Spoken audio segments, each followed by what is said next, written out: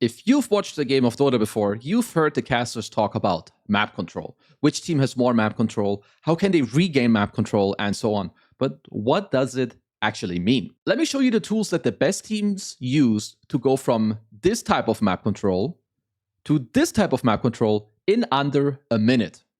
Enjoy. Map control comes from taking areas, being quick, and defending your areas to not allow the enemy team to gain more space on the map. Let's look at the first example. This is Tundra versus Team Liquid.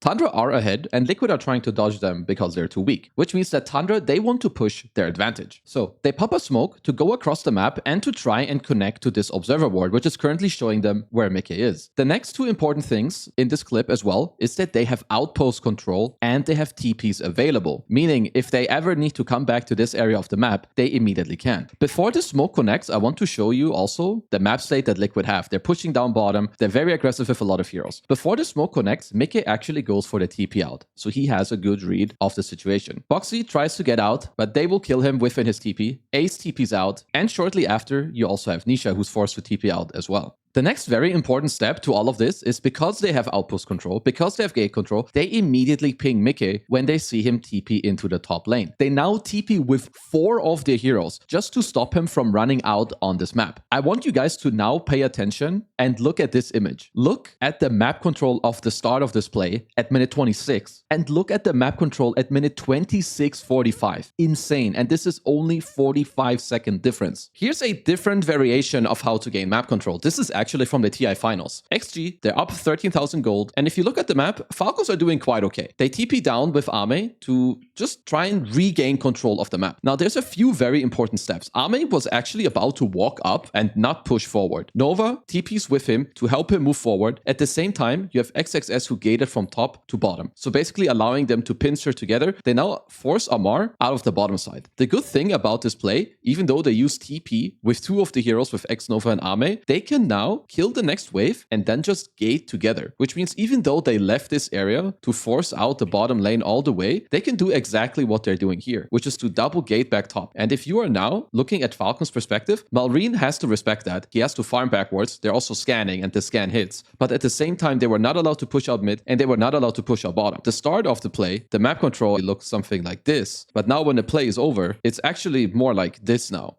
This is Team Spirit, and they go for a very similar play. Yotoro has the Aegis, and he's going to TP to the one area where XG actually are playing. With the Aegis, he's strong enough to push them back and also push down and run down this entire lane. In the meantime, his team is actually smoking. They are kind of smoking to him, but at the same time, they're making sure that Larl is backed up enough in the mid lane that this lane doesn't push in all the way for Xtreme Gaming. So look what is happening to the map right now. Top is staying pushed in, mid is staying pushed in, and this is now allowing Yotoro to push down the bottom lane. As they get closer and closer to connecting and to actually hitting this tower, look at their vision. Earlier, again, they left a ward behind. They have TA traps. So they see XM walk through the lane. They see XXS in the jungle. This now very easily allows Rue to TP into this top area just to make sure that XG aren't going to push further than what they're allowed to. X Nova, he walks in, runs into the trap, and he's going to end up dying. Now, one of the next steps to map control is also that you are not allowed to give up map control for no reason. Look at Yotoro. He just walks into this lane, shows himself with his Aegis, Blink, and Pike combo, even though his team just showed 3 heroes on the top side of the map. He can do this on his own. Look at Xtreme Gaming. They respect this so much that they don't even dare to push in this lane. So even though there's no real threat, you need to play with the fear of your opponent. You need to stay in areas. You need to protect them. Because just these 2 heroes alone, if they can make time and space for about 5 to 10 seconds,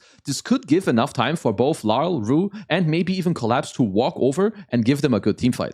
If you look at this play here, they kill Snaking, and shortly after this play, look what happens on the minimap. Pure is gonna ping the outpost, and immediately after winning the fight, they double TP here. If you look at Team Falcons, sure, they have to back off from the top side, but now this means that no one is even gonna have the chance to walk down on the bottom side because Pure and Whitemon, they're already here. Team Falcons went from having at least some space on the map to losing 1 hero and being stuck in the rest of the base with all of their remaining heroes. So, to summarize the concept of map control, the way map control works is that you want to push back the enemy team more and more so that they lose a percentage of the map and you gain a percentage of the map.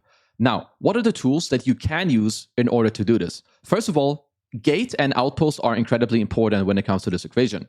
because when you move to the other side of the map and you have TPs available, you can still at any time go back to this place. If you TP down bottom as the Radiant side, you push in this lane all the way, you can get straight back into the top lane by going through the gate, as we saw in the Xtreme gaming scenario. Another way that you can do this, and another huge helper to this, are observer wards. Notice how Tundra here in this game, they are no longer playing bottom, but they're leaving wards behind. They are hoping that in this next team fight that they take, getting kills is a bonus, but forcing Falcons back into the map or forcing Falcons to walk back into this vision would be an even bigger play. Another thing that we need to note is that smoke of the seed in these type of plays is also incredibly crucial and important, because it allows you to do it faster and you are able to walk through vision that the opposing team may have, so you can catch them by surprise. And lastly, it is all about areas, controlling areas, taking back areas, and defending your own. So putting this more strongly into your mind about, okay, what area can I control? Do I need to leave yet? Maybe you can call for a +1, call for your support, call for your mid, and maybe it allows you to hold an area while your team is making a different play elsewhere. And because you're defending, it allows your team to still connect to you. Those plays are huge. With that said, thank you all for watching this video. I hope you enjoyed. Feel free to subscribe and see you all in the next one.